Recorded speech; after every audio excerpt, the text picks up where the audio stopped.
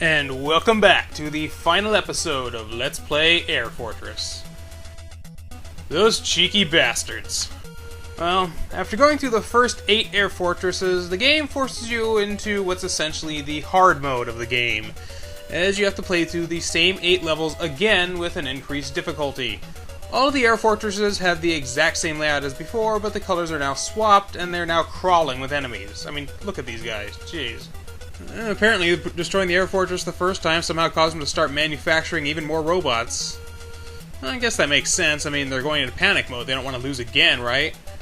The first 4 air fortresses, you can get through them the exact same way as before. Every tube leads to the same place as the last time. But when you get to Air Fortress 5, things start to get a little different. Rather than playing through all the levels all over again, I'm just going to speed through the first 4 levels and then show you the correct path to take in the last 4, levels 5 through 8. And then I'm going to speed through to the true ending.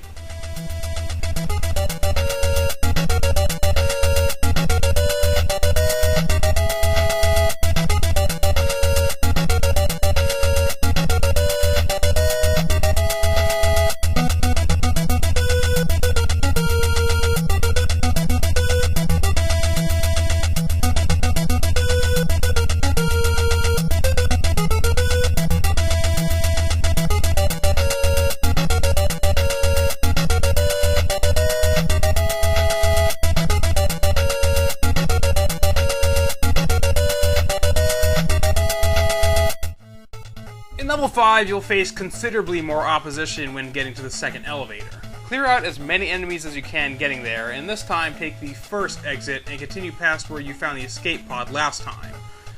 Take the tube here and continue until you can't go any further. Destroy the core, and then take the tube behind it.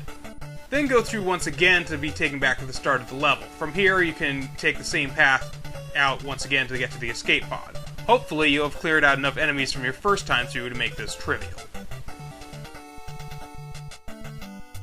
The 6th Air Fortress is actually probably easier than it was originally, even allowing for the fact that there's more enemies than before.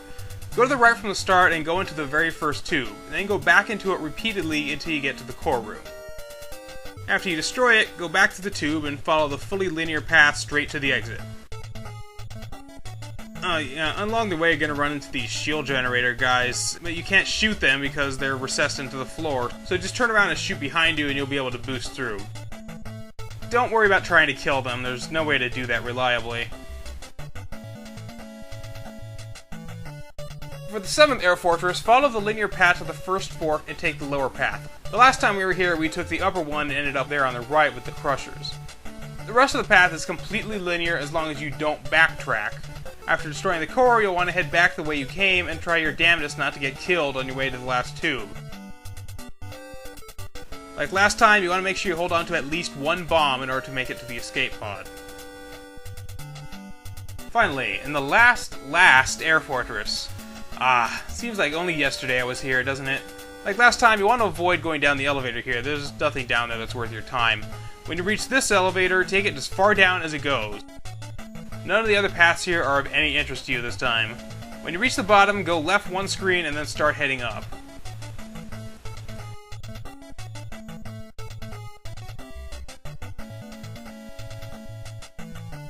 Follow the same path, avoiding this tube like last time, and then go into the first tube you reach after the elevator here.